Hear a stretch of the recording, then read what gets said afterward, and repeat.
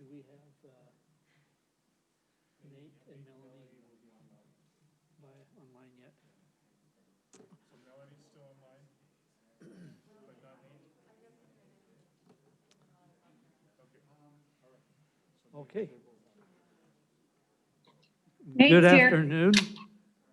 My name is Jim Pedersen. I am president of the Provo City School District Board of Education. And it is Friday, September 18th, 2020, and we are convened in an emergency business meeting for the Provo City School District Board of Education. We will begin with the roll call. McKay? Rebecca Nielsen, board member. Keith Rattel, Superintendent. Jim Pedersen, board president. Julie Rash, board member. Jennifer Partridge, board member. Stephanie Bryant, business administrator. And we have board member Melanie Hall, who is the board vice president, and board member Nate Bryson, who are joining us via Zoom, I believe. Is there a motion to formally convene the emergency business meeting? So moved. Motion by board member Jensen, second. I can second that. Second by board member Rash. We are officially convened in an emergency business meeting. The purpose of our meeting today is to discuss the current COVID situation and events that are taking place and what this means as we are looking at the possibility of moving to phase 2 in our elementary schools and the proposed date to move into phase 2 in our secondary schools. Keith? So I took it on myself to invite the board and ask the board if they would like to hold a meeting today to discuss primarily the comments of the governor yesterday and the recent data, especially in Utah County. We are not seeing the kind of numbers in our schools that other places are seeing or that are occurring in the county-wide. But nevertheless, with the comments of the governor and other concerns that have arisen, I asked if we should convene a meeting to have this discussion. And let me be clear, the board does not have these discussions offline with any other board member in quantity of more than 3. So the only way to have a discussion like this in a meaningful group manner is to convene a meeting. Probably the term emergency is a little bit overstated, but it's timely considering that the board had passed or made a motion and passed it to move to phase 2 on Monday. So this would be our last opportunity before Monday to adjust that. So I know that different board members have different opinions about this discussion, but that's the intent of this meeting, and I will be quiet now, and this is really an opportunity just for board members to talk and see if there's a need to make a motion to change the current plan. I am going to invite board member Jensen to share with us, in as much as Keith, you brought up the governor's information. And board member Jensen also serves as president of USBA, the Utah School Boards Association.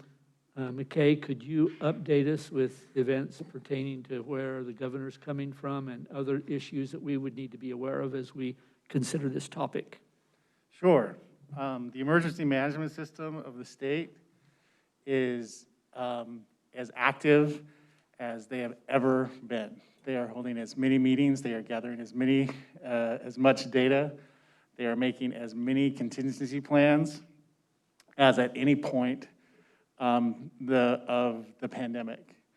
All eyes are focused specifically on Utah County and in Utah County on Provo.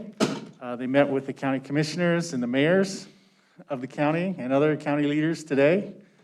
And they gave a very dire outlook of what was happening in our community. In other places, just as recently as 2 days ago in the Education Interim Committee, a very favorable report of how schools were handling the COVID situation was delivered to that interim committee that's chaired by Deidre Henderson, Senator Deidre Henderson, and they talked about everything from incidents in schools, that it's much lower than everywhere else in the communities, that our efforts in schools, our professionalism of our educators, when they do with the things that the scientists tell us to do, turns out that works, and those results show up really clearly, that those results work. Those practices are not exactly widespread through our community. And I've had some,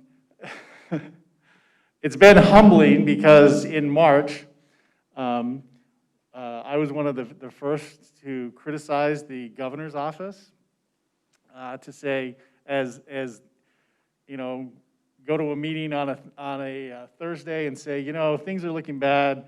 You know, be prepared over the next month that maybe schools will close, and on Friday and the next day the schools are closed. Things happen really quickly, and I went, and then after that there were new rules and new things, and I was one of the loudest voices of, are you kidding me? Why can't you just, why aren't things predictable? Why aren't you managing better than this? Why aren't you, why isn't this clear? Why is there a constantly moving target? I think that there's a bit, and also USBA has been one of the strongest voices for local control. The governor has granted that wish. And it right down to the meeting today with the county commissioners, they were very clear. A mask, and with the mayor, a mask mandate is really important. You should do it. The irony of that they have the ability to do that is lost on them, but they're like, you wanted local control? Have local control. We're telling you, these are the things that are really important. You do it. That was right into our commissioner. Bill Lee is not a fan of face masks. They said, this is your responsibility, and things are really dire. That goes down to us with our schools. Yes, it is a moving target a bit for us.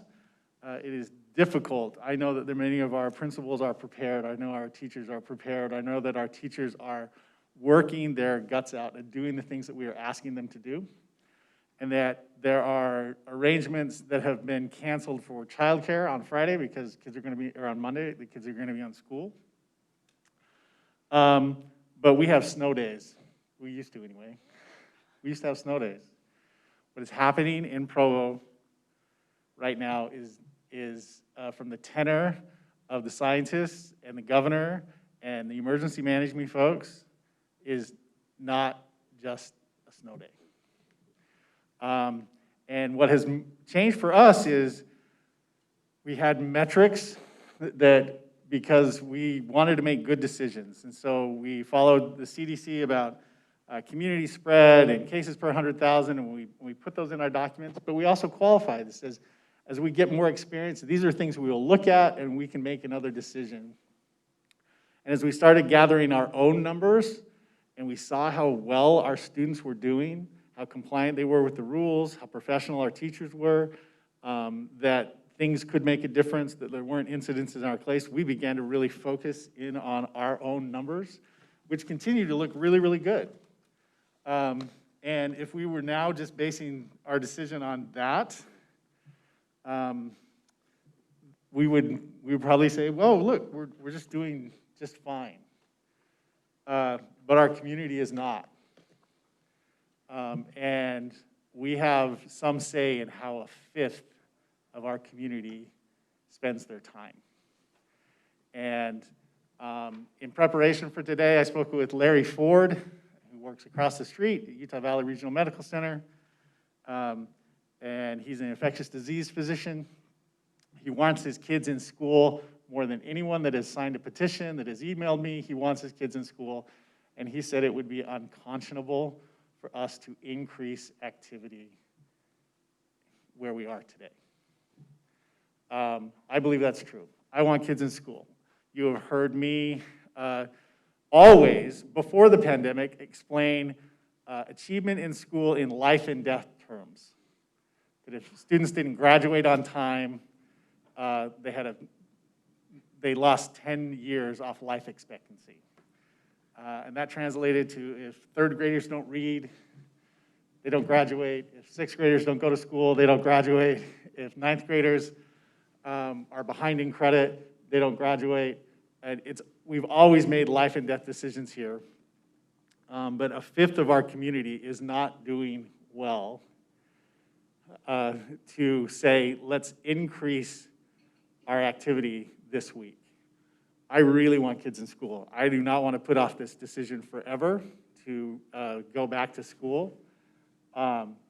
We were very explicit in our first meeting that we said that a term was too long.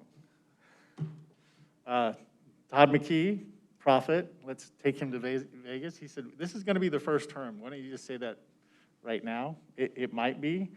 But we said we wanted to go before the first term, before we made a change in phases. But today, there is a natural disaster happening in our community. And if that natural disaster happened in one day and 1,000 Utahns died, but that's going to take a year. A natural disaster, we complained that our community doesn't understand that a natural disaster happened over 3 years with Timpview. And if it happened in a day, the whole community would be ready to rebuild Timpview. It's happened over 3 years, and so this is also a slow-moving natural disaster, but it is fast-moving at the moment in Provo today. And I do not see how on the days of the highest reported incidents in our community, how we can put more people in motion. I don't want to go back. We're not going to cancel school on Monday. We just need to pause and see what happens. That said, I am not 100% sure that by Monday, Provo is not designated as red by the governor. The governor would say, oh, by the way, you can't even do 2 days. You got to do all online. They are very, very concerned. And they also have they're just trying to work through what people will tolerate, and everyone wants their life back, and we want to hang on to everything we can, but we can't make it worse. And I don't know if we would make it worse, but I know for sure I'm not going to make it work if I don't make a change. At least if I stay right here, I'm not going to make it worse. And that is the bare minimum of my responsibility to the community as an elected office. And so that would be my motion, is that we would say, as of today, our target for phase 2 in the elementaries would be the 28th, and we'll see.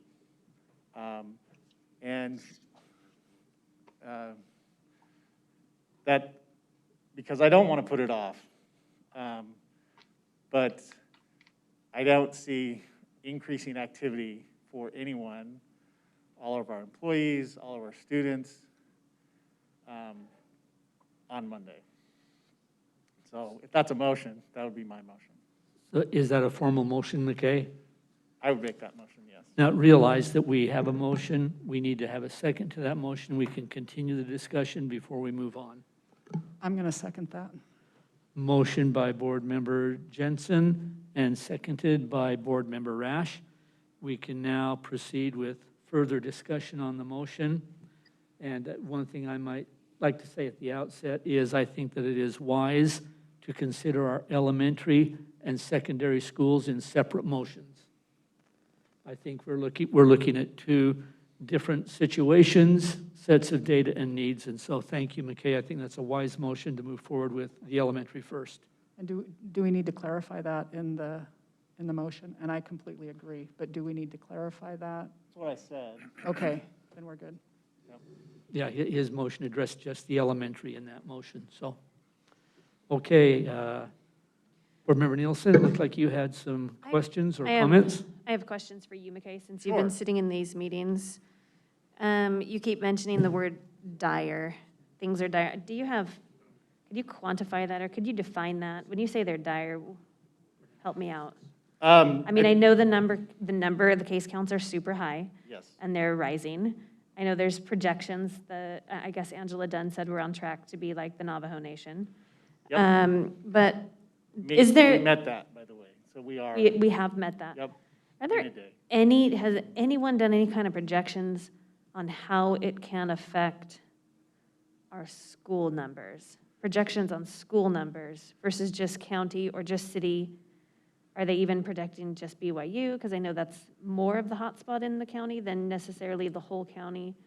So what they are putting in front of a lot of the school leadership and the county leadership is one of the latest studies from CDC that happened to take place in Salt Lake City.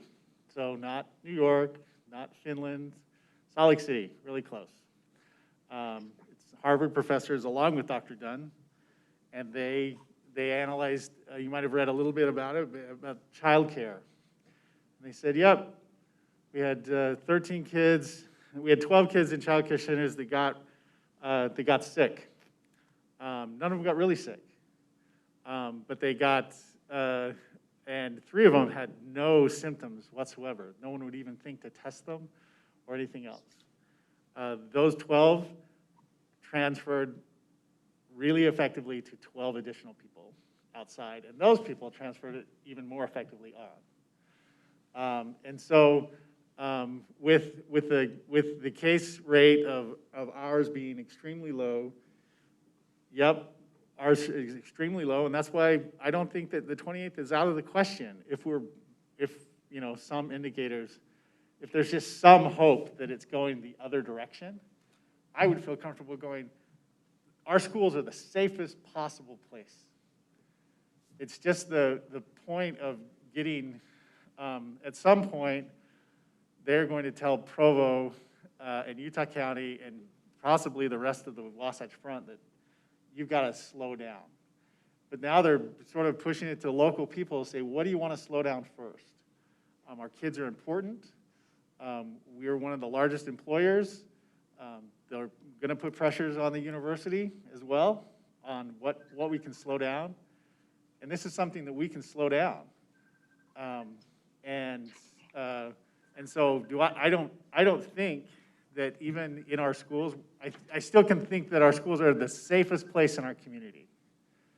But I don't know if it's healthy just for us to increase activity overall. So we have a total of, I don't have my numbers in front of me. We have a total of how many cases today, active cases in our elementary schools today is 3, correct? 2 students and 1 teacher. 2 students and 1 staff. So is there a way to know what that based on the amount of community spread, what that translates to into a week from now? Any kind of projection, or 2 weeks from now? Does anybody know? I think the best we can give you are the charts, the trend charts that you've seen, and that's really, I realize it's a look behind us instead of ahead, but that's really all we have at the moment. Melanie, could you share with us, because I think you asked that question at the safety committee meeting today, what the health department told you on that? Sorry, can you repeat it? Because I can't, I'm trying to understand that one more time. So could you share with us the, what the health department told us about being able to project how the virus would spread into our school cases? Yeah, so the health department, the 2 nurses in the safety committee meeting today said, basically, we have to look between 2 to 14 days because that's when the transmission of the virus is. But mostly it will happen between 5 to 7 days for it to, on day 5 and 7 is when you'll actually contract it. That's an average. But that was the best they could give us as far as like looking ahead. So it's 2 to 14 days. But projecting a number forward, I'm not a public health person, and frankly, I think the state is shocked at what has happened in our schools. And so they don't even want to make a projection. And I'm not talking about our schools, because our schools are doing great. I'm talking about our community overall. Just adding more activity to our community. And for us and our credibility, there's a really good chance that we could say, oh, it just doesn't matter, and then be on Monday go, oh, you know what, those people just are not taking this seriously. And it happening anyway. That's why I think it's good to pause, just pause.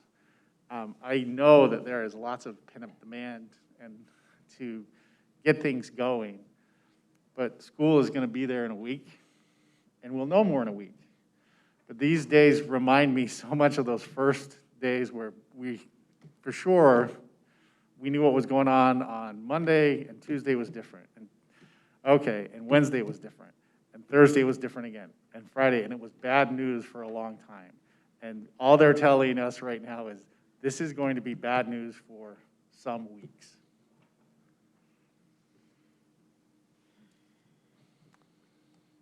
Rebecca, did you have anything else? Oh,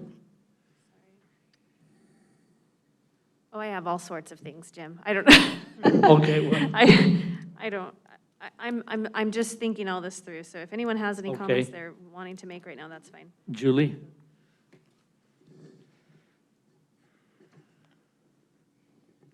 You know, I think we can safely say that we are all feeling the weight of this. I don't think there's anybody in this room right now, and probably nobody that's if you've made the effort to listen to this online. I'm sure you're feeling the weight of it. Questions. The thing that keeps coming to me is the questions I have, we don't have answers for. It's not that I don't have answers for them. We don't have answers for them. And I think that's part of the difficulty. And in fact, I think that's probably most of the difficulty in this. So the question becomes, and McKay said this once, and this is the thing that's been going through my head for the last couple of hours. I think I want to say too, I woke up this morning feeling one way. I think that I have shifted literally probably a half a dozen times just today, based on information, based on what I'm seeing, based on conversations I've had. I've repeated this to several people that there's no right answer here. And if there were, this board and administration would stay up 24/7 until we found that right answer. That's the commitment we have to getting this right. The problem is there isn't one right answer. I'm not exactly sure what to do with that, but the thing that keeps reigning supreme for me is I, like McKay, I don't know how we can say, let's increase our school attendance when our numbers in Provo are the highest they've ever been. The highest they've ever been. From the beginning on. I don't know how we can maintain our credibility when we do that. With all the question marks, and you know what, those question marks are going to continue. We're going to take a vote today, and we're still going to leave with questions. And that's the hard thing. That's a frustrating thing for all of us. I don't know, I'm sure as this conversation goes on, I'll have other thoughts that come to mind. I have talked to a lot of people. I've read all the emails. We've been getting emails constantly. I've tried to respond to a lot of them, to most of them. I haven't gotten there. If people are listening and wondering why they haven't gotten a response, there's too many. And that's not to say they don't deserve a response, because they absolutely do. But we're trying. We're putting in the time, we're putting the effort, we're putting in the homework. And this decision is an impossible one. I think right now, I agree that giving this another week is the thing that makes more sense. I don't know how I can, when we said in the beginning that our decisions were going to be based on data, I realized pretty quickly that I was a little bit naive, because there's things that we can't quantify, right, that go into this decision. There are things that we can't count. We can't count the number of kids that aren't going to have daycare on Monday necessarily. Like, we don't have those numbers, and those things weigh on us. So we're looking at the data for sure.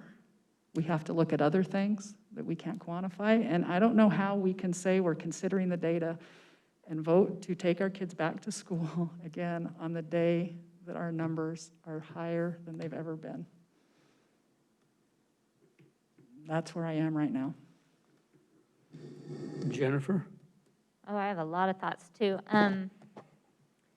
Well, before I start asking my questions and things, I knowing that we do have a lot of people watching us on YouTube, I just wanted to make a few points that, and I appreciate Julie said some of these as well, that I am grateful that we have received so many emails from our community and from our teachers. And I know no matter what's decided today, that we're going to make about half the population happy and half will not be. And that's been evidenced in the emails. I'm getting about half and half on thoughts. A teacher survey that went out a little while ago was feeling the same way. And I just appreciate that so many people are showing resiliency through this. I was just at a PTA meeting before this, and the principal and then the staff and parents who were there just said, whatever you decide, we support you, because we know it's not an easy decision, and I appreciate that. I came to this meeting honestly not knowing which way I would want to vote, because I can make a good case for either way, and I think staying in phase 1 has a lot of merit, but I also think moving to phase 2, as we had originally planned, has a lot of merit for our elementary schools. And in fact, I've created a whole document to lay out all of my thoughts, because there's just so much here on it. So please know that we are weighing everything.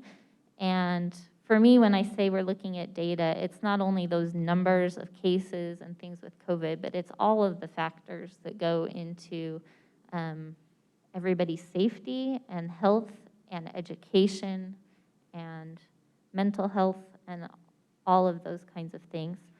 One piece of data I would love to have, and I'm not sure, earlier today, I know we couldn't get that data, but I'm wondering if there's an update. On our Provo numbers, which I believe today was 171 daily cases in Provo. How many of those are BYU or UVU students versus the residents that would be coming into our schools? Do we, Keith, Todd, Melanie, do we know anything? I did make that request of the health department to see if they could disaggregate the data to remove those of an age group that are outside of our range. Those we serve, we have not seen that data at the present time. They're not even sure they can do it. It's collected in a group, and I don't know, I mean, I genuinely don't know if they have the ability to do that. So, but it was requested today. Originally, BYU was self-reporting certain numbers from their campus. Are they still doing that? BYU just self-reported as of 8 minutes ago, 72 new cases for today. BYU reported 72 new cases today. So that's not the number we have on our chart, because our chart's yesterday's numbers? It reflects today's numbers, so yes, what you have on the chart, I believe, reflects yesterday's number. Okay. So they have 72. Do we know, they haven't said what they had yesterday? So, Okay. so one thing that I've come to realize that it's really difficult because we have students of BYU faculty and students in our classrooms. They're part of our community. And I went, oh, let's disaggregate the data in the next worst spot in the state. Doesn't have a university. it's Draper and South Jordan. This is a community storm. So, yep, we're hearing a lot about BYU and UVU students, and they were in the paper, and there's some ugly dance party pictures, but something's happened bigger than that. And they're not helping, and they need that to stop helping, and they need that to be better. But that's not the only thing that's going on right now. And the only thing I have to look at that is, Corner Canyon High School, Riverton High School, and what's happening in Draper and South Jordan. Sure. And yeah, we need all of our community across the state to be more careful outside of school. And I agree with what you said, McKay, that in school is one of the safer places to be if you're not going to be just staying home all of the time. In fact, I've had parents say to me, can't wait for phase 2 because then I know my kids are somewhere where they have to mask up, they have to wash their hands, all of those kinds of things. Yep. But I do feel that the BYU students are not mixing with us as much. I mean, you might pass them in the grocery store, but we're not like hanging out and having social parties with the BYU students as much. And so I do think that's important to know. Yeah. And with our cases being so low in our schools, I mean, our model right now is currently the mode that the other schools are going to when they have an outbreak. And we are not in our schools having those outbreak numbers yet. And so if we had chosen to start in a different phase, we would be in phase 2 already and not be moving to phase 1 today. So that's some of my internal struggle of what do we do today, because. Good. Jennifer? Yes, Melanie. Melanie. Sorry. Can I interject a little bit? Yes, Melanie. So a question with the BYU numbers, when you say they're not really interacting with us, I agree with that, but the numbers will be added in the total that the state or whoever is going to make that final call of possibly moving us to red, they aren't going to be eliminated from that. Is that correct, McKay? Yes. So, they're certainly when they're looking at the highest numbers of positivity rate right now, they're listing my zip code. They're listing my neighborhood. That's the Wasatch Elementary neighborhood, so they're not gonna leave that out. So question, McKay, you brought up possibility of that the state would make us go to red. Does that automatically make us go online? Yes. And I assume that BYU would do the same, correct? Yes. I mean, do they have a policy, an official policy on if the state is red, they go online as well? Or is that something they have? Yes, they would. Yep.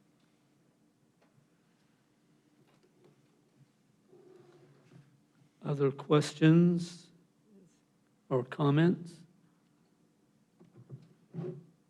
I have some comments if we're just discussing the motion. Yes, we are, Nate.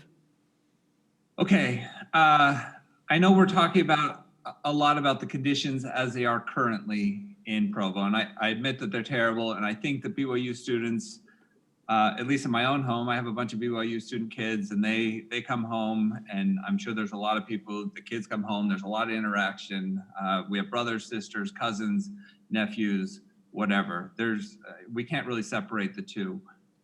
But my problem with the motion is that I think it was a mistake to at least put the elementary schools in phase 1 from the beginning. I just think they're such a different animal from secondary schools. They're siloed already. They're already cohorting. Even if we double the numbers, the kids in a class, they don't really interact with other kids. So if there is a breakout, it's easier to contain than what we've seen in the secondary schools.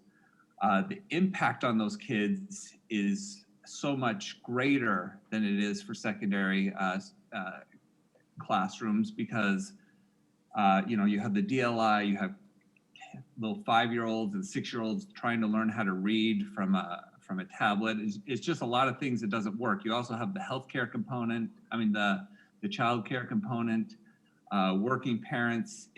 And you also have the fact that elementary school kids, they don't really catch severe versions of the disease, and they transmit it to a little bit lesser degree than an older child.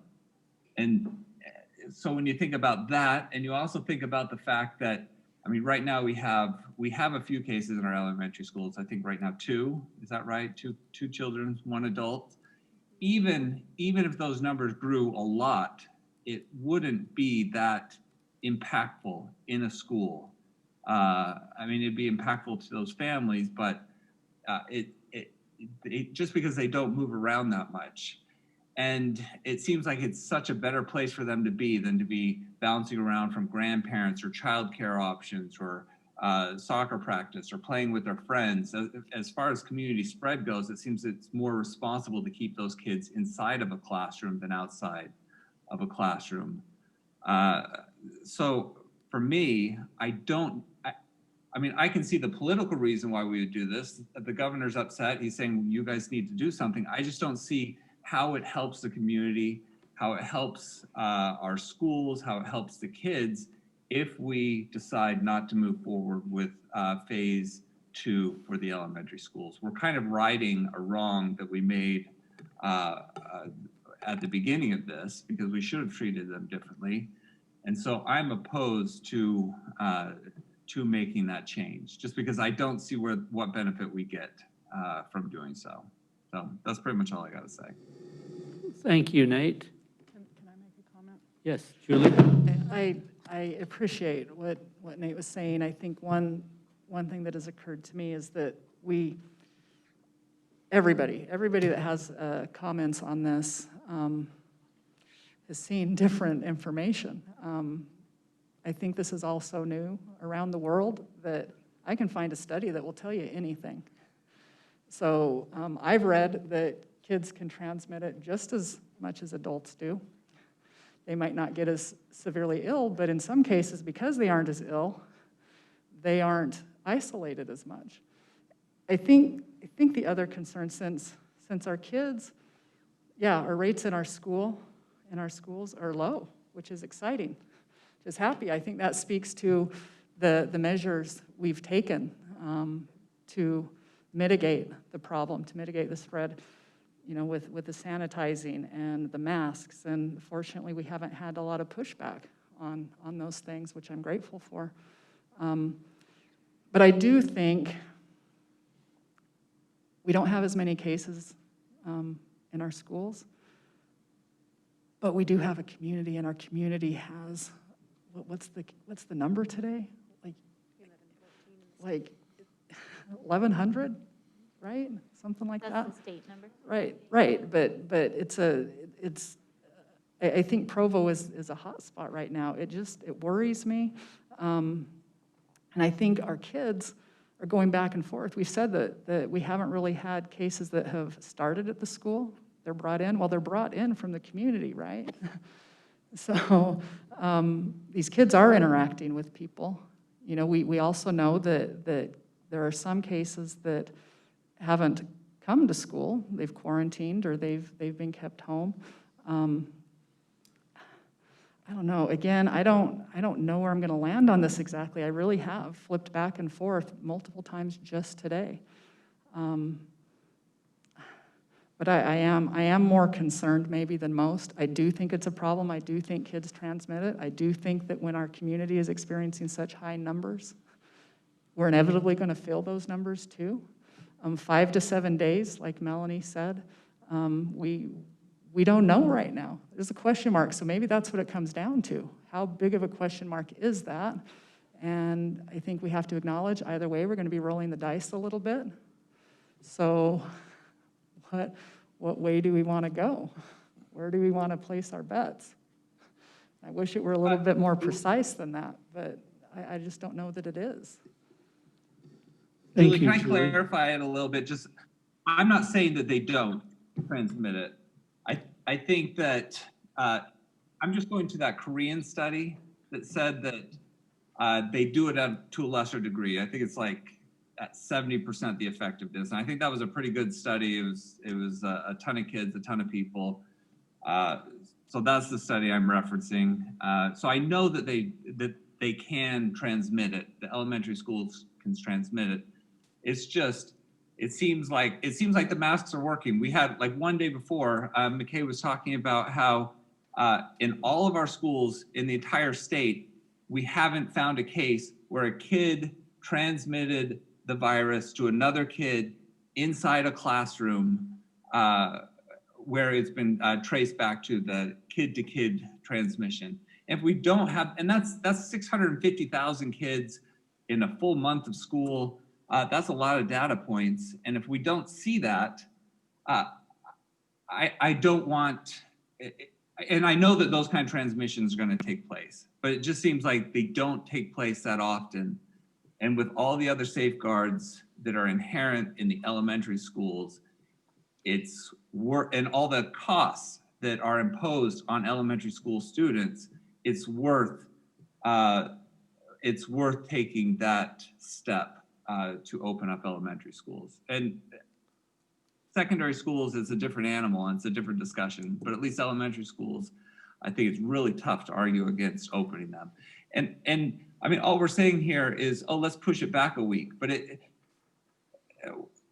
I don't know, that just doesn't make too much sense, that 1 week or 2 weeks, it just puts too much uncertainty into the community. It puts too much uncertainty on the teachers. I can see pushing it back for secondary schools until the end of term. I mean, that makes logistically a lot of logistical sense. I just don't see it for the elementary schools. So that's all I got to say. Thank you, I Nate. think, Go sorry, ahead. can I go ahead? Go ahead, Melanie. I think that Nate and Julia and Jennifer, everybody's brought up some really good points. It's deciding on how do the risks outweigh the rewards, and what rewards do we want? We've got mental issues, we've got social issues, I would even say that we've got some educational issues because they're not getting the education that they need right now. But then again, we also have high numbers in the community. But what do we want for these elementary kids? This is really tough because of where we are with the community. But what do we want to see with these kids? Because I'm not seeing, online working for these younger kids. Thank you, Melanie. As I have listened to the conversation that's been taking place, a couple of things that occur to me. One, I think all of our elementary schools are a little bit unique, a little bit different. One of the elementary schools, the one elementary school in my area has a high at-risk population, has a population that would be more likely to have an outbreak versus others. Not because parents are any less concerned and not because we're not any less cautious, but those underserved populations that are predominantly minority, we are finding tend to be more at risk. And I have a concern about that. They have obviously also have a risk academically. In my experience, having taught in elementary schools and having worked with underserved populations in elementary school as well as a dominant population, I have found some inherent differences and some academic struggles for our more at-risk populations that can be more effectively addressed in person. I also, however, feel that there will perhaps be some spillover from the larger population into our public schools. I don't want to sound like I'm alarmist, but I think to some degree maybe we're still at the end of the honeymoon stage. I don't know that we know for sure exactly what is going to happen or what isn't going to happen with the increase in the number of cases as the university students have come back. I think it has wisely been pointed out that there will probably, undoubtedly there will be less interaction between an elementary student and a university student, but I think there is a heightened risk of interaction among high school students and university students, and that there would therefore translate into a heightened risk for elementary school and junior high students as those high school siblings come home and begin to interact with the family. One thing that McKay mentioned that really stood out to me is those secondary infections or transmissions that take place, that the carrier, and if it's a child in particular, may not always manifest any symptoms or even get ill, but it certainly transmits to those more vulnerable segments of our population that they will undoubtedly interact with.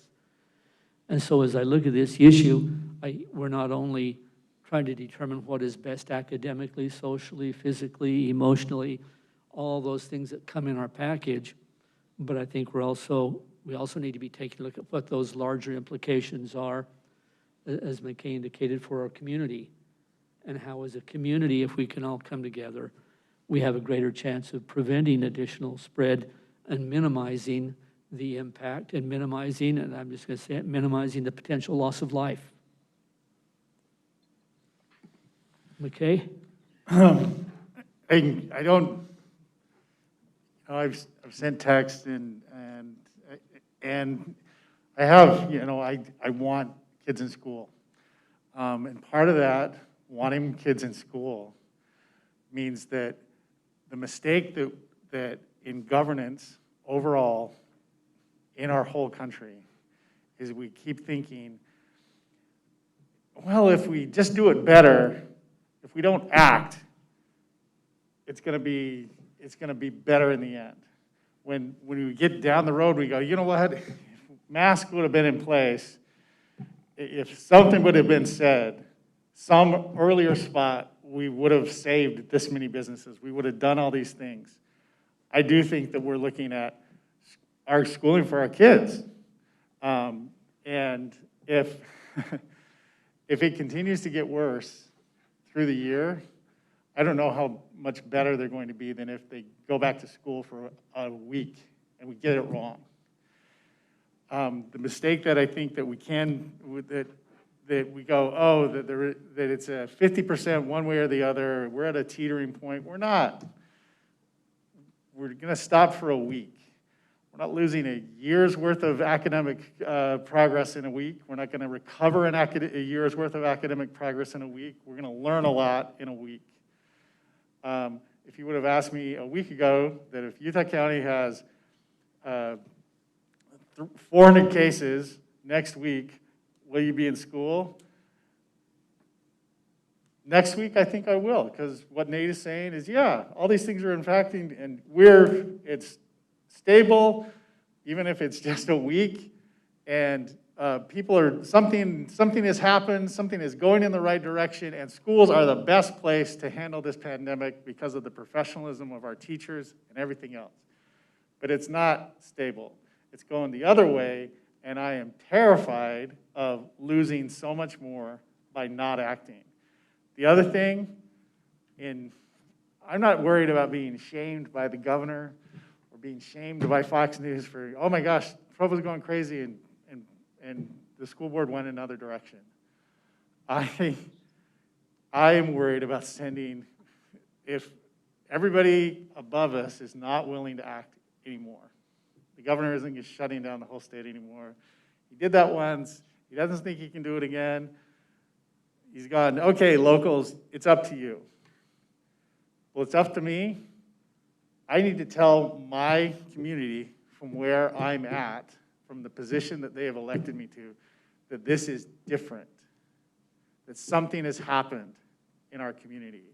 And I don't see how going, yeah, but it's just, they'll be okay, is telling them this is urgent, and it's urgent. And we are in charge, our lane is the school board, but we're community leaders. And somebody has to say, we got to start caring for other people that are not even in our schools. And how do I do that the best I can? By saying, we're at least taking this serious enough to really look and see what's going on. And where we're at, we're just going to stop. We're not going to push forward as much as we want to get everything back. Well, and as much as I agree with so many of Nate's points and want to get the elementary students back in 4 days a week, starting on Monday, I worry about the message that that sends to our community of, oh, we're fine, and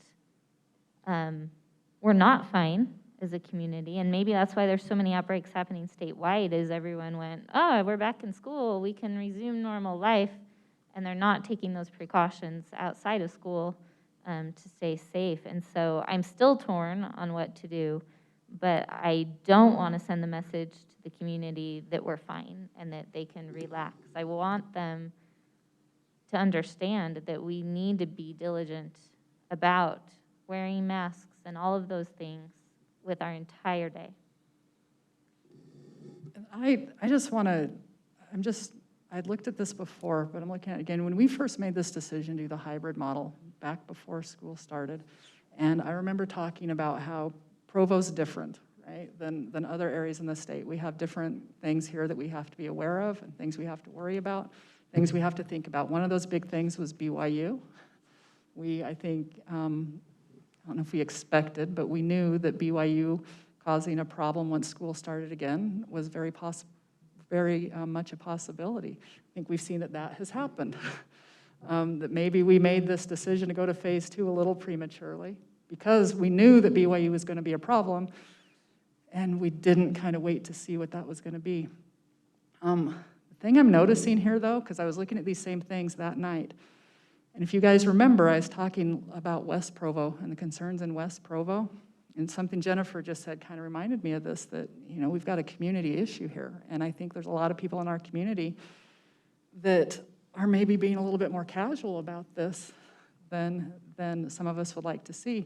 West Provo, when we made this first call before, had double the case count, double as East Provo, and that was kind of alarming to me. I'm seeing something equally alarming right now as I look at these case counts. Okay, remember, West Provo was double the east side. Also, I want to make note that BYU is not included in these numbers. They have their own numbers, okay? So this is east side, west side, Provo. West side, 1298. You would guess if it was half, you know, east side should be around 600. West side is 1298. East side is 1293.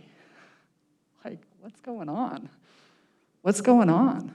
I think it is a community problem. Well, we know it's a community problem, but that is alarming to me. And that's not just because of BYU students, because BYU has their own numbers. They're at 1,300 at BYU.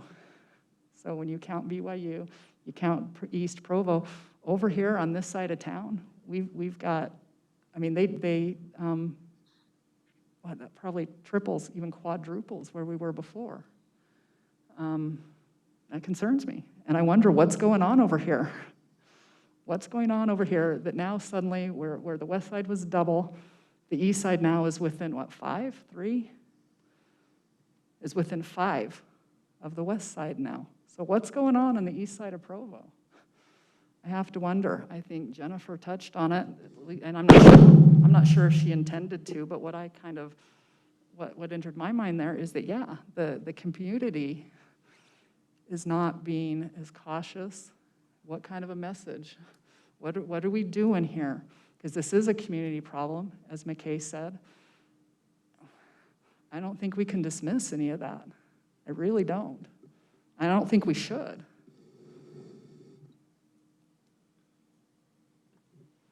Going along with community, Jennifer, you had brought up, BYU doesn't really, UVU doesn't necessarily interact with our schools, and maybe this is a point of clarification for Keith. Do we have aides or employees from BYU and UVU coming into our schools right now in the elementaries? We have a small number. We've always had a small number of especially with the schools that are somewhat adjacent to BYU, they do have a presence in our schools as volunteers and other things. So yes, I would say that schools that are fairly distant from BYU generally have very little of that, but that doesn't mean that they don't have an older brother or sister who is a BYU student or someone maybe boarding in their home who is. So there is some presence there. We have not analyzed what that presence would look like, though. Okay, thank you. So I am sitting in front of literally pages of notes from the last 2 days of press conferences and things that I've watched and trying to prepare for this. Yesterday, Angela Dunn, I don't know if there was a press conference from the governor today or if she's been on today. I don't know what's happened today as far as press conferences go, but yesterday she, and I'm quoting her here, she said, "Where we are seeing spikes in our communities, we are also seeing spikes in the schools." And I believe that's true for most places, but it's not necessarily true for our elementary schools. We have the numbers in front of us here, and 3 active cases in our elementary schools is incredibly low. I'm not sure how it compares to other elementary schools, but I know compared to the schools in Draper and whatnot, and it's low. I don't think that her statement there applies to our elementary schools. To our secondaries, ours are also staying flat. I know there's other secondaries in the state that are not. But I think that people are seeing those spikes in schools, but I think ours are unique. We're not seeing those spikes in our schools. So I'm maybe on the same camp as Jennifer. I'm very torn still. Yesterday, Dr. Edward Stenahan, I'm sure I'm saying his name incorrectly, from IHC, who's an infectious disease doctor, said that if we're following the protocols in our elementary and junior high, in our junior high schools, then we are okay to continue there. And that's not a direct quote, but that's a paraphrase for what he said. And so that gave me a lot of confidence, especially because the spikes we're seeing right now are in the age category of 15 to 24. So that does include our high schools, but our junior highs and our elementaries are not included in that area the age group that's spiking. So I do feel torn because when we're talking about weighing risks and benefits, absolutely there are risks to not having our elementary kids in for more time. Every family that's doing the hybrid is feeling it. I shouldn't say every, I should say a lot of, most of. I'm receiving probably a record number of emails that I've ever received on the school board. And to just kind of echo what Julie's saying, there has literally not even been time to respond to all of them. So I appreciate everyone sending emails. I have been reading every last one and trying to take them all into consideration.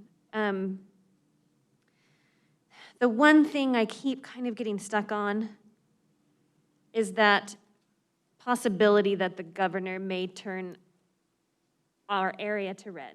Now, I don't know if he's talking about the whole state. I don't know if he's considering our county.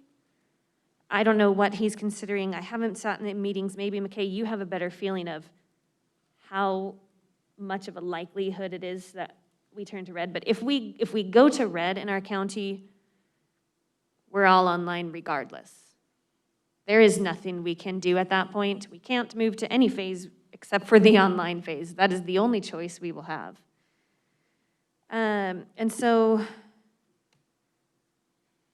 that is the one thing I think that keeps kind of making me pause and realize that if we have to, as much as I hate to even say it, because I would really love for us to go to phase 2 in our elementaries, but if we have to pause for a week and maybe just delay that,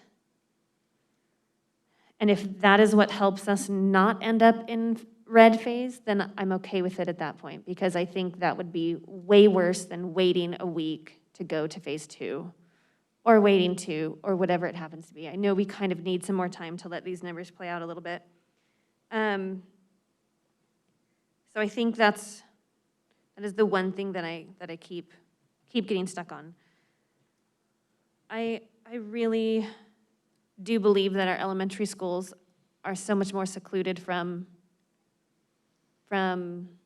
outside influences than our secondaries.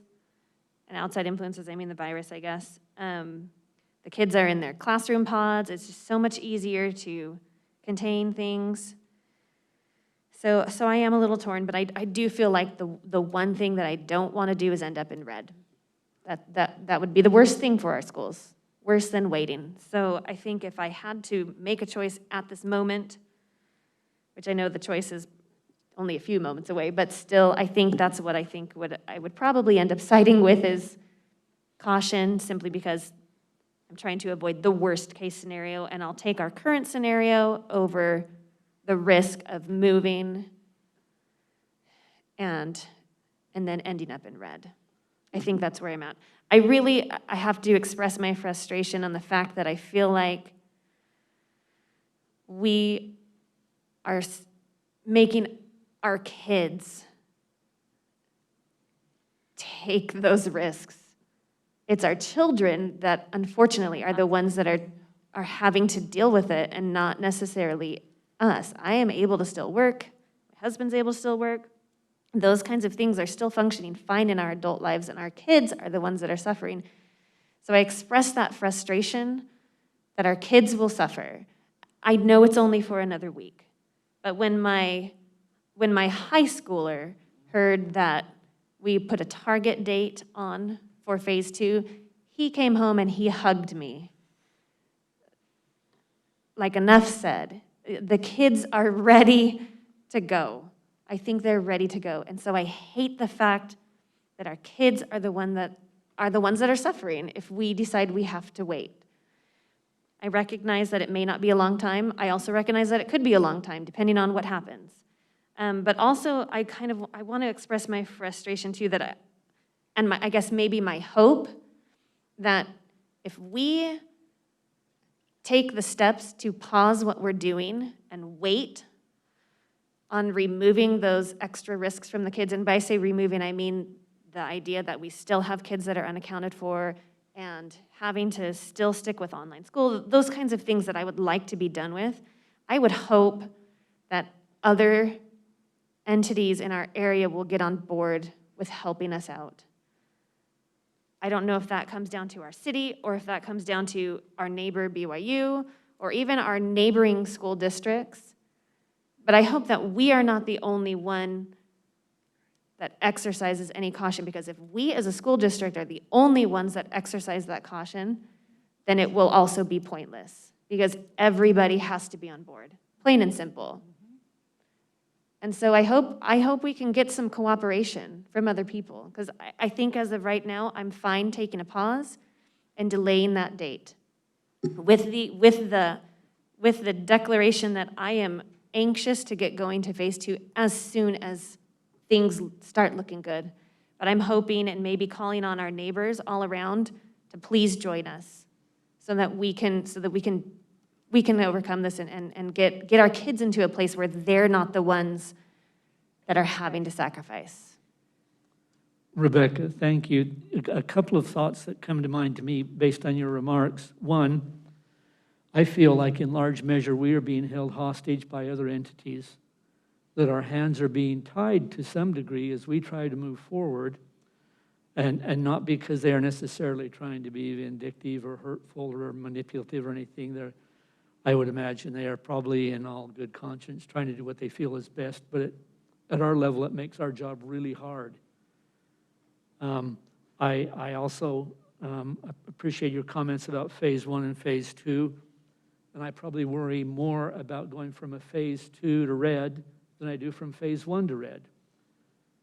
I'm just surmising from what I have heard and read and seen that would be an easier transition from phase 1 to red. You're a little closer in what you're already doing. Phase 2 would be a little bit more significant in its difference than if you're going all the way back to an total online setting.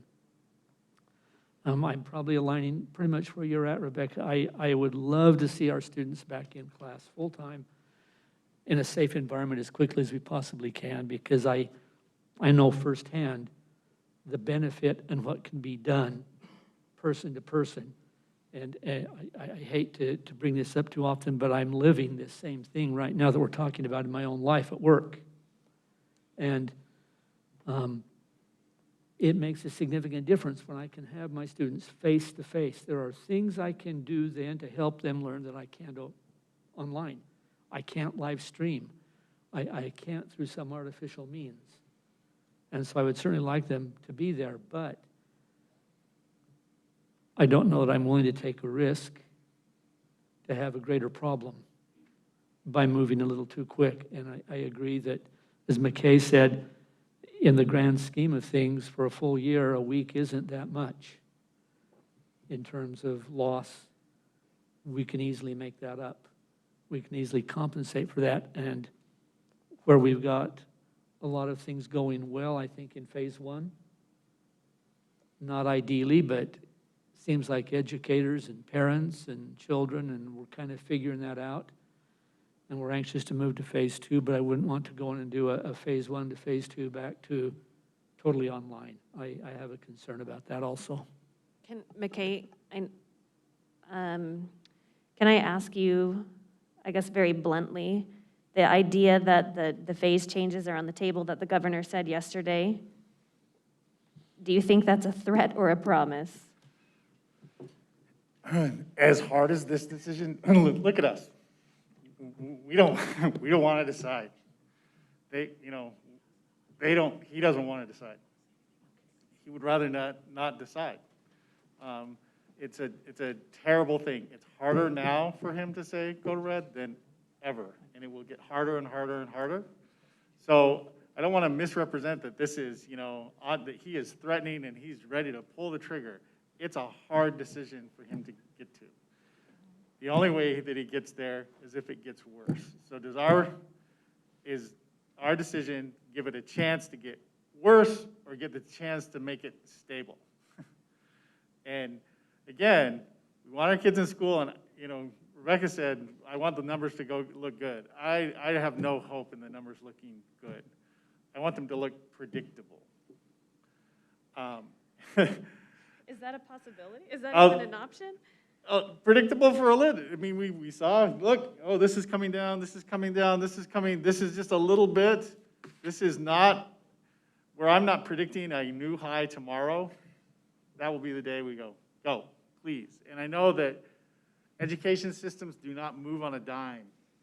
And that's been part of our problem too. And so even saying, oh, a week, that's really actually hard for our teachers. Why don't we just say the end of the term? They would know. Because the stakes for our students are too high. We're going to have to do hard things. Let's look at it in a week and move as quickly as we can. We have to. We're all doing really hard things. But who's going to bet me on tomorrow's? Is it going to be higher or lower? And it feels higher. It feels higher. Well, I mean, it feels higher because no one's done anything yet. Yes, nobody's doing anything. We've seen the numbers, but no one's, I feel like we are the only ones in this area who are considering anything. I'm grateful the city did do a mask ordinance. Yes, And that- And I hope our citizens take that seriously. That was because maybe it an is aggressive important. comment. Yes, I know nobody else is doing nothing. I know people are talking just like we are. I just hope everyone's able to come to the same conclusion that we do, which is to mitigate the risk so we can overcome it. Hey, Nate, I have- Melanie, any comments? Yeah, I have I was wondering if I could just talk this out a little bit. It seems like we're worried about moving to that the state's going to move to phase red or the color code red or whatever it's called. But like, wouldn't that apply to all of Utah County? Why is that going to be Provo only? And everything that I've seen from the state, it seems like they've been very reluctant to impose a harsh penalty. I mean, PG, what were they on the hybrid system for 1 week? I mean, they lost a week being, their punishment was essentially to be what we are. And meanwhile, their kids have had like 2 or 3 weeks, as we measure it, more education over the last little bit. The state wasn't very strict with Corner Canyon. And so I'm not too worried about the state coming in and being strict, especially when you're going to have such blowback from the other 2 districts in Utah County. It seems much more likely that the state would come in and say, okay, I'm going to make everyone go to a hybrid solution instead of scaling those schools back all the way from full classrooms to half classrooms. I just don't think that the state would have the political will, and I could be wrong, but we're just doing conjecture here anyways. This is us worrying that something bad is going to happen. We're going to be put on code red, but we don't know. I mean, we don't know. We're taking a guess, but we're taking like this cautious guess. And meanwhile, our kids are going to lose more and more days of in-class education. And I'd rather just roll the dice. That was my point. You say, let's wait 1 week.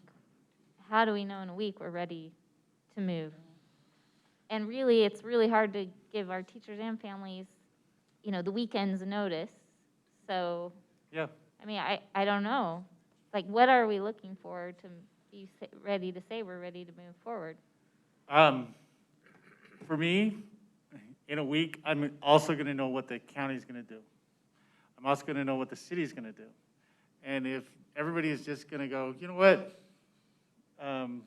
this is not a big deal, and it just doesn't matter, I guess it doesn't matter. But we're sort of, I mean, from Monday to today is really, really different. It might be that different again on next Friday, but if it's a little bit the same, if the county just goes, you know what, we're not. If they do say, oh, you know what, you have to do 50% capacity, which they could tell certain school districts or in Utah County, they could, but that's what we're at. We're not saying we're going to close schools, and that would affect, we would stay the same and the other districts would change. And Nate is correct. All that stuff is absolutely harder. That's why all these decisions are getting pushed further down to us. But people look at school board members as the lowest level. Do we want our county to act? We need to act. We need to say, school is something that is earned in our community. School, public education that everybody pays for is something that's earned by our community.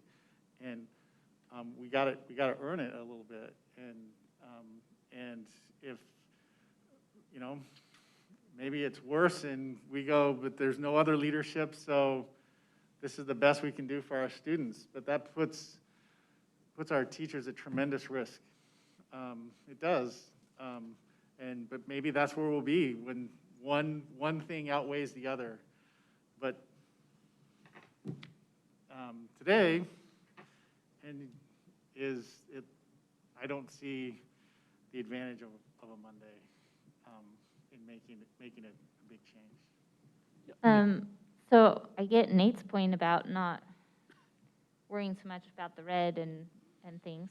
One of my worries is we move to phase 2, and then whether it's mandated to us or we decide that it's necessary, in 1 week, we feel we need to move back to phase 1.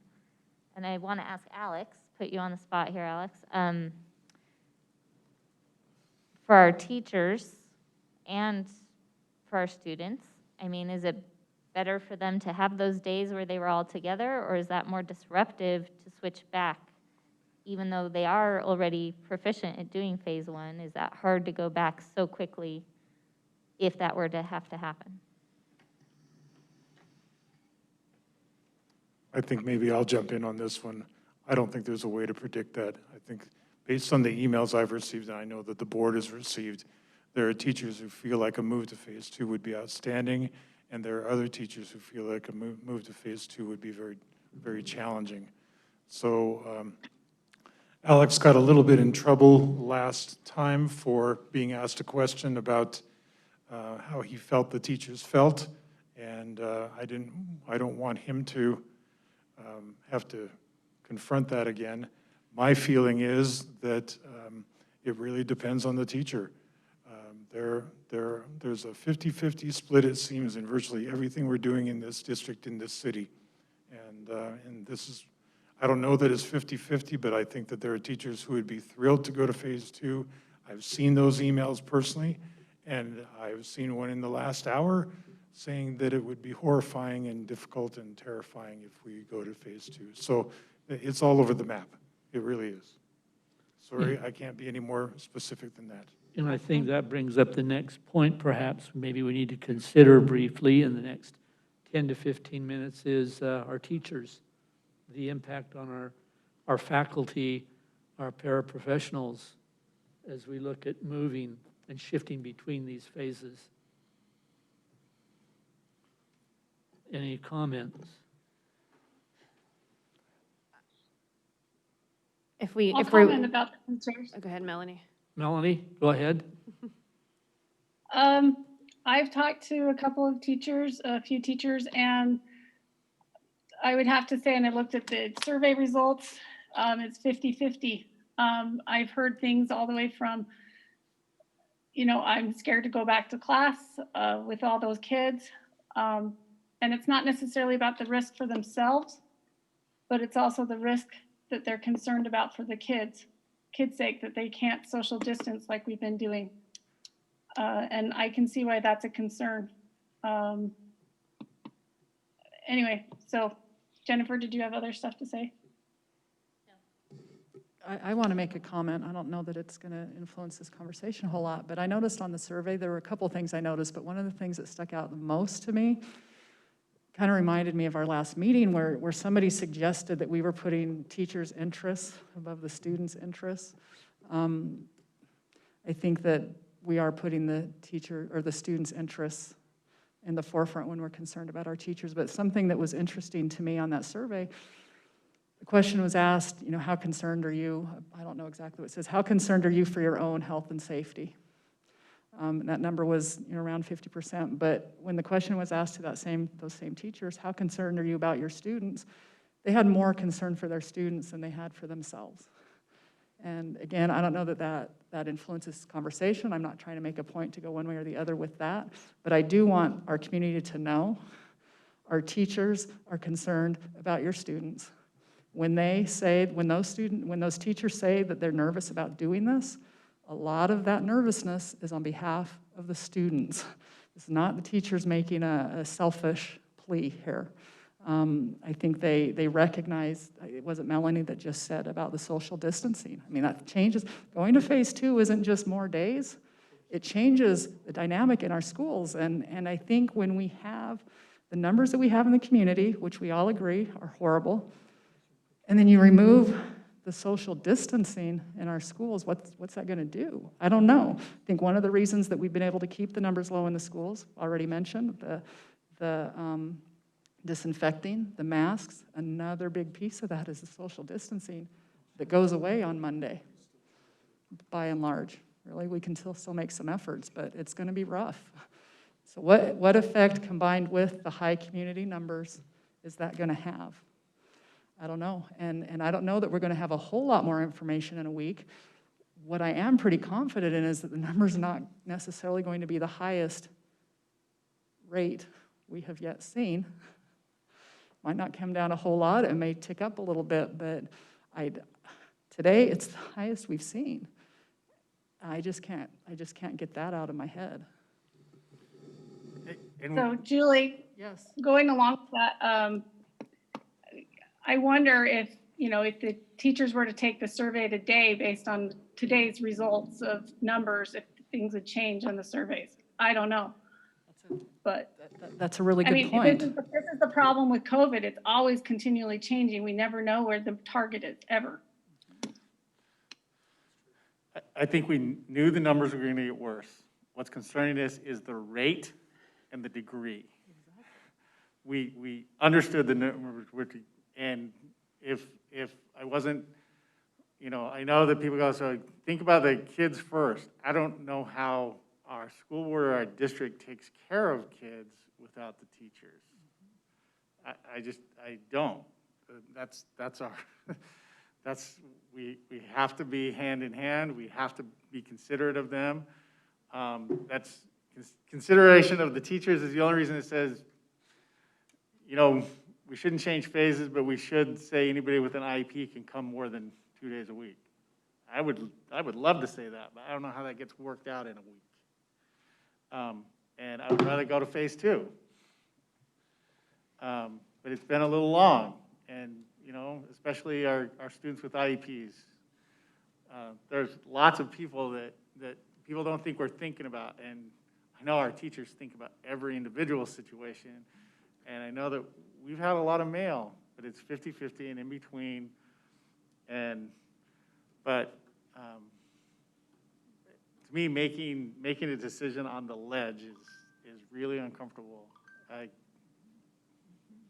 want us, we all need a little more data, and data just takes time to me. Are there any more comments or questions on the issue of rolling back phase 2 for the elementary schools for another week? This isn't directly on that, but we were talking about this earlier, and so I just wanted to get this out there, and maybe it's a conversation for after our meeting, but I don't know if McKay has an answer to this or superintendent, but I would love to see what we can do to get a seat at the table with the governor and his committee to represent our district, maybe someone from our safety committee, so that they're aware of the numbers we are seeing and can, instead of looking at the huge number in our county or, you know, we're talking about our student population, our university population, that they're looking at the same numbers we're looking at as they decide what they're going to do mandate-wise or not mandate. So I would like to pursue something with that. I think that between McKay and I, we could probably at least inquire about that. Yeah. And I want to be clear, I don't think the governor is singling out us. It's just the numbers all say Provo zip codes, Provo, Utah County. There's a reason they met with the Utah County mayors and folks today. They're likely to comment, but they're not going to single us out. And, you know, they have great, you know, Karen Peterson's going to answer the phone anytime I call. And she sits right outside the governor's office. And we have good communication there. They're not going to single us out, and they don't, and Nate is absolutely right. All that is really, really hard for them to do, because you can see the stuff that we're doing is hard for us to do one way or the other. It's hard and getting harder for him to do. But they are, the only difference for them, they're not more motivated, they're just more alarmed. They're more alarmed. Okay. Any additional questions? I have a quick question. Yes, Rebecca? I have a friend asking me what all this means for employees who get paid hourly. Does the phase change affect hourly employees, give them more hours or less hours? For the most part, no, but there could be some circumstances if it's job specific or some other kinds of unique qualifications or activities of certain employees where it may. But even for hourly employees, Jason, just nod or shake your head. I don't think we've laid anybody off. I think we found other work for them to do. So the phase change, we've managed to keep people busy throughout the district. And aren't we trying to help them get the hours they would have if we were doing full school if they want them? Yes, Yeah. absolutely. Any additional questions or comments? If not, I will call the question on the motion.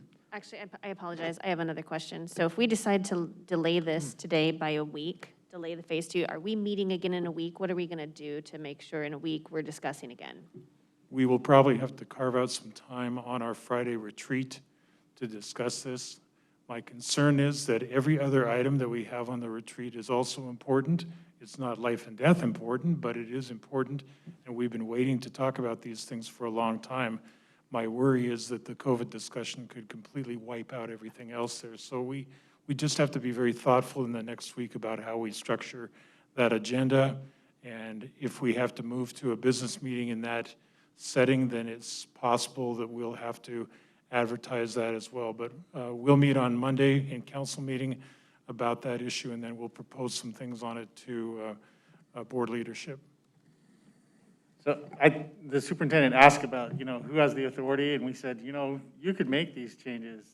I think if we're really going to start on the 28th, the superintendent would go, yeah, that's our assumption, and there wouldn't need to be even really a discussion. The only discussion is if it gets worse and we're repeating this, and it would be even harder than today.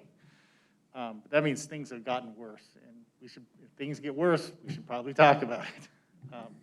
But if things are even just, oh, okay, I think that we would assume that it was just that the superintendent can say, yes, we're going to go. And what I'd like to just clarify on that is that would be based on honoring your motion today, what happens. So it would be a matter of, is the data continuing to show what we think it's showing, or is the data changing significantly, or other factors? And I would likely be in consultation with board members about that. When the state came in and said that the school district boards of education were in charge of approving the return to school plans, et cetera, it really tied the hands of superintendents in terms of our autonomous authority. So I would want to definitely be in consultation with the board on these things. So, but I'm happy to work with you on that. But it wouldn't require noticing of a meeting and all those things. True enough. We're already in a meeting on Friday, right? Okay. Can I make a statement about that with the? Yes. Is giving people, if we were to tell people on the next Friday that we're moving to phase 2 on the 28th, is that enough time for teachers and families? Well, from my perspective, whatever you decide today is in force. And then the only way that changes is if some other factors are at play, and that would cause us to have to reconvene this discussion in some way next week. But depending on what you say today as a board, that establishes our direction for the 28th. I have one more quick question. What about our secondary target date? By delaying the elementary target date, are we effectively delaying the secondary date as well, or do we need to have another discussion? I suggest we talk about it after we vote on Let's it. save that for the next discussion. Okay. Let's just deal with the elementary here and then. Thank you, Rebecca, but let's move that into a separate discussion item under COVID. Yeah, if I can respond to that, Jim, Yeah. I agree with that approach because as we've seen in the last week and a half, the data has been so dynamic, and I don't think that, I mean, we can stay with it as a target date and obviously move if there's a need to.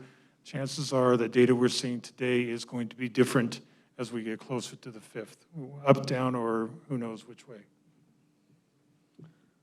So back to the original motion made by Board Member Nielsen and seconded by Board Member Rash, or Board Member Jensen, excuse me.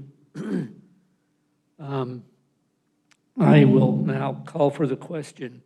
All in favor of moving the elementary school move to phase 2 to September 28th, please indicate with aye. Aye. Aye. Nate, Melanie? I think I'm a nay. I'm a nay too. Okay, Melanie, so Board Member Hall and Board Member Bryson are both nay. The motion passes 5-2. Let's go ahead now and then address, we had a proposal at our last board meeting to look at a tentative date of moving the secondary schools to phase 2 on October 5th. Is there Anyone who would like to lead off some discussion on this? Rebecca, I think, let's see, Julie or Rebecca? I know we heard a lot from the teachers, and from a lot of, about the October 5th date, that it was more of kind of an awkward date because the term ends, I believe, on the 14th. Am I correct on that? Is that right? Okay, I was totally off. 23rd, sorry about that. Term ends on the 23rd. I heard a lot of requests from teachers asking us to wait until the end of the term. I wasn't necessarily opposed to or in favor of that. I thought that the extra time for kids in the secondary schools to get some real face-to-face time with their teachers before the end of the term really made sense to me. But now, in light of delaying the elementary date, I feel like I want some time to watch what happens in the elementaries before I feel positive about moving secondaries. So maybe now the term date makes a little bit more sense. I'm on the fence. What is Does the- anybody have any strong opinions? What's the term date, Keith? The 23rd of October. The 23rd of October? So if Okay. I may, I know this is your meeting, but let me add a perspective on this. In some of the emails I have received, I've heard from teachers, parents, et cetera. This hasn't been a dominant topic. I bet it will become that in the future. But I've also received messages that say, and these are from teachers and parents, that the sooner we could move off of phase one. There's a general feeling that phase one is somewhat deficient in the amount of content and material being learned, and so therefore it would just give students and teachers a chance to move a little bit more quickly toward catching up rather than delaying it to the end of the term. I just wanted to report that. I don't know, it hasn't been a large proportion of opinions, but that has been there. So the 12th is 1 week later, if we're doing this by weeks, I mean, just by week, and that gives a full 2 weeks of phase two before the term ends, if we're talking time to help the students have some more face-to-face interactions, more learning, a little bit more catch-up, to really be able to master the term one content. But the other thing that I want to say about the phase two for the secondaries is I've maybe never been 100% sold on moving secondary to phase two quite yet. And especially with that spike in the age group 15 to 24, our high schools are in that age group. So like I said, I'm still kind of torn on this. I know my kids that are in high school want it so badly. I want it for them. But that's one more thing now we have to consider, is that's where the spiking's happening. In our schools, we're doing fine, according to our charts. And honestly, in a few weeks, if our schools are still staying fairly flat, while the cases are still rising, I may say we just go for it, because it seems like we're able to isolate our schools a little bit more. But Go ahead, Jennifer. Jennifer? It's hard because I feel if we move the target date far, then, I don't know, we've locked ourselves in and things, but I know we can't keep moving targets on people either. Well, we might have to, but it's difficult to do that for the teachers and the students. And the more certainty we can try to give them, the better. I am concerned about spread that would happen in our schools. Well, not necessarily the spread, but the effects of the virus on our schools. We're seeing in our neighboring districts that it's mostly the high schools, that a lot of them now are moving. In fact, I just talked to a friend who has children at Timpanogos in Alpine, and they just got the notice that they're moving to hybrid on Monday. And when one person comes sick to school, they see so many more people that then we're putting a lot of people home for 2 weeks with no in-person at all. So I think I'm okay to, especially seeing the spikes happening in our community right now, I'm okay to move the date further than the 5th.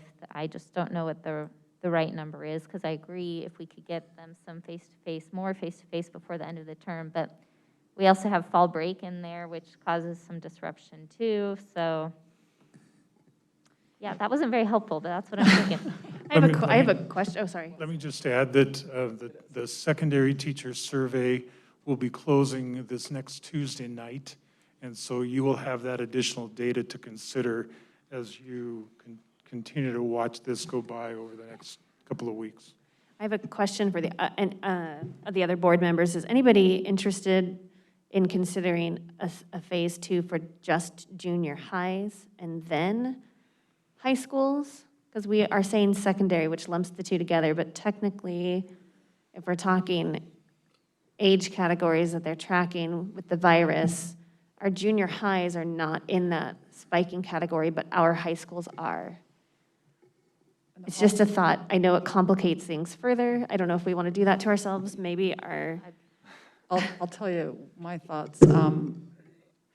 One of the things I've struggled with so much with these elementary kids is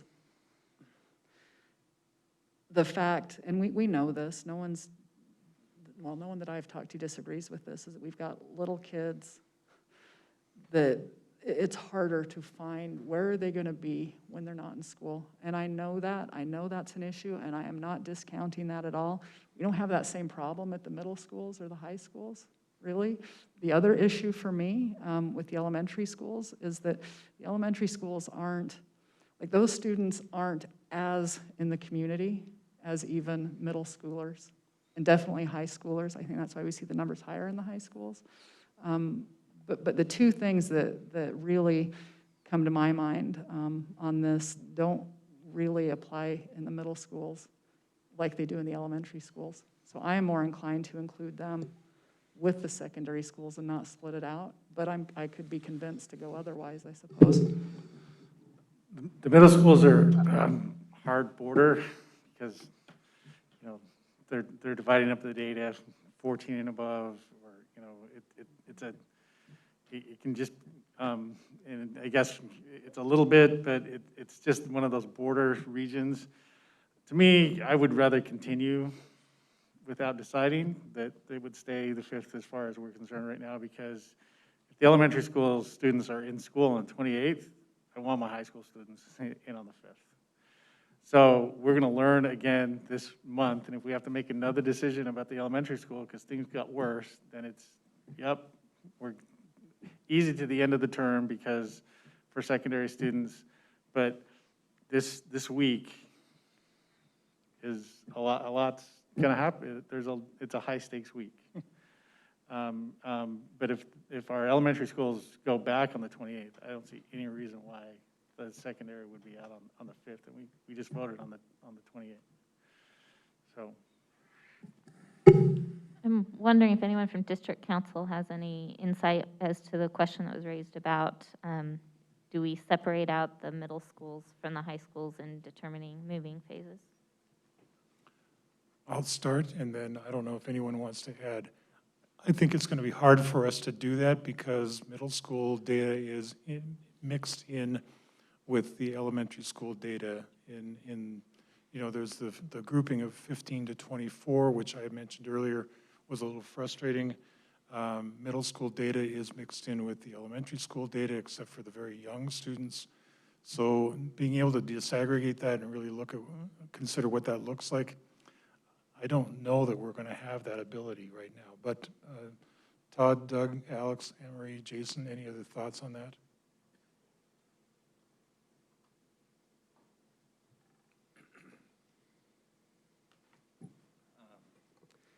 I would probably concur with that. It's really hard for us to, the way that the data is collected, to disaggregate that between the middle school and the high school. You know, I think systems-wise, it makes sense to keep them together. I think if we were to go back to the safety committee data that we have been collecting, we're seeing about the same type of rate in the middle schools as we are in the high school. They're structured more like the high schools in terms of student movement and access and interaction with others. It's just, again, it's really hard to be data informed based on how the data is being collected. So I would concur with the superintendent on that. Anne-Marie, any thoughts? Doug, Alex, anyone? Jason?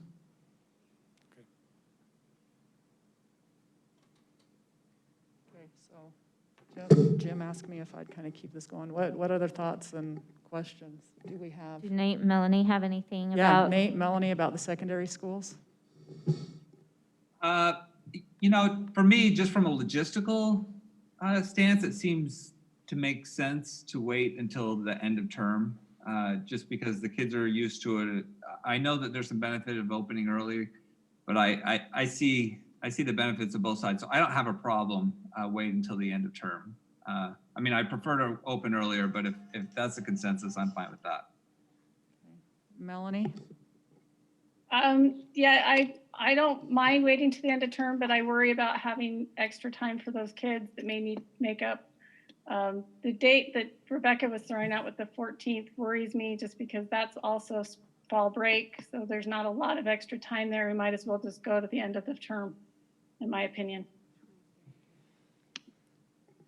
So it sounds like we're not feeling so strongly about moving it to a certain date that there's no harm in waiting another week to decide, and we have more data on what's happening in our community by then?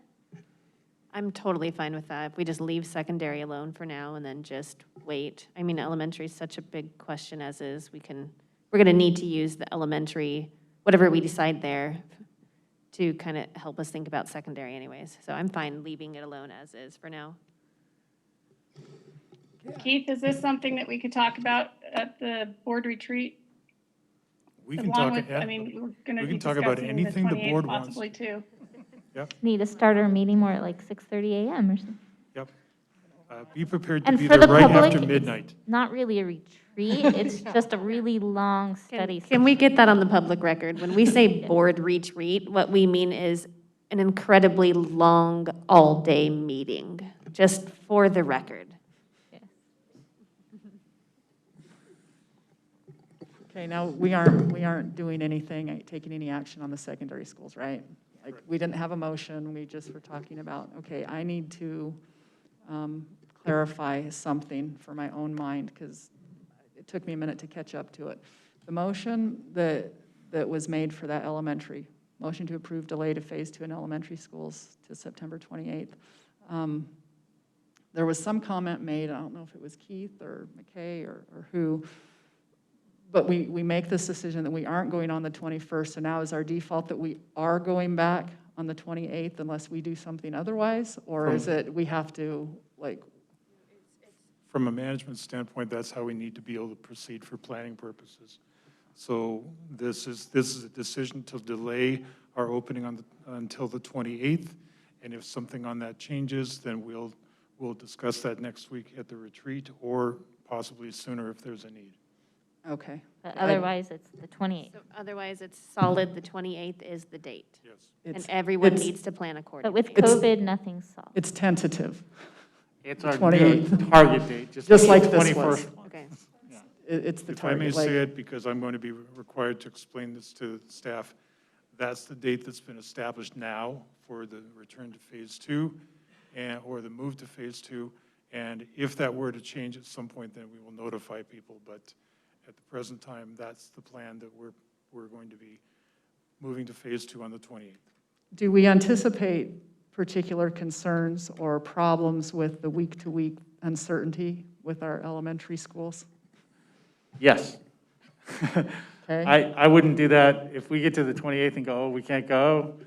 I'm not going to recommend another week, and then it's going to be, you know what, this is going to be the end of the term. This Okay. is, I think that we're trying to make our best decisions we can, and to me, the best decision is a one-week decision, because the stakes are so high on both sides. Right. The people need to, and we can work with a week, but it can't go week to week throughout the year. Okay, so we'll go This next. is- And I'm sorry, I know we've already voted on this. I just needed some clarity for myself as I have conversations, because I So know did my that wife. concern has Texted been me. expressed. I thought it was I would like to offer a little clarification on this discussion, though. State Superintendent Sid Dixon has used the word nimble many times in the last 6-7 months, and I've been trying to get that term out to our district as well. This is not how we would like to do it.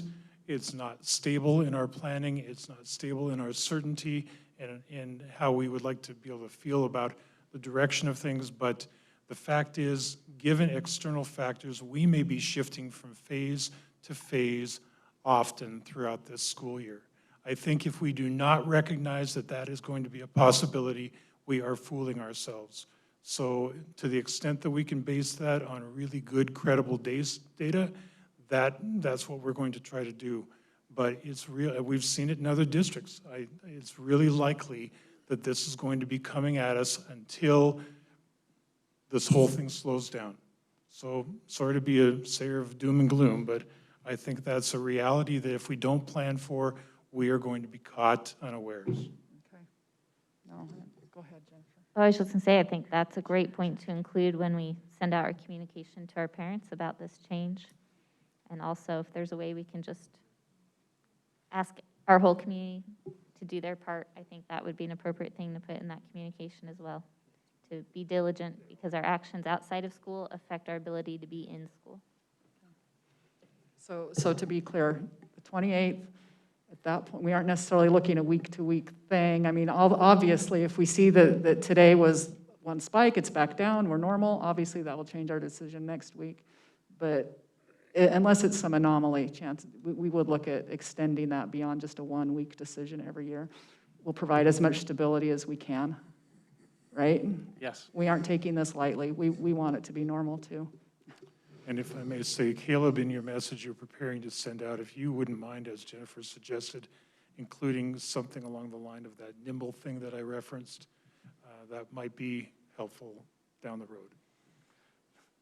That's recognizing, just like this is a natural disaster, and in the natural disaster, the people who have the least suffer the most.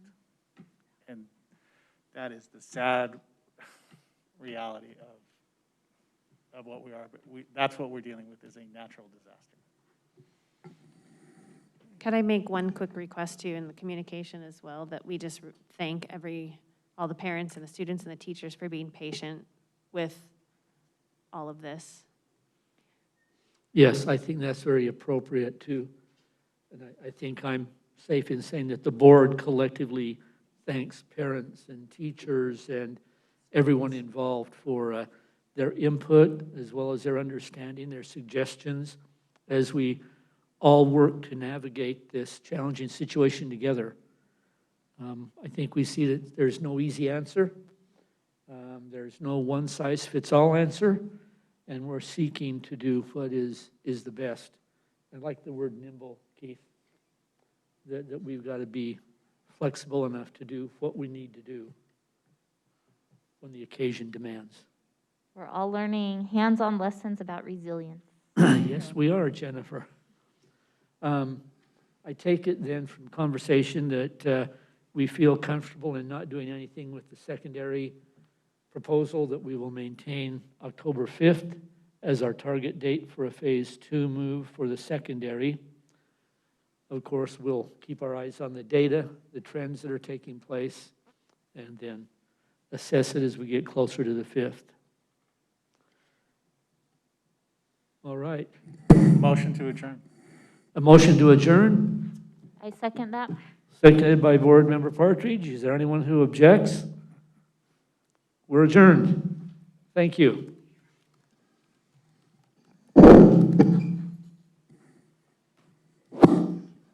And thank you to all of our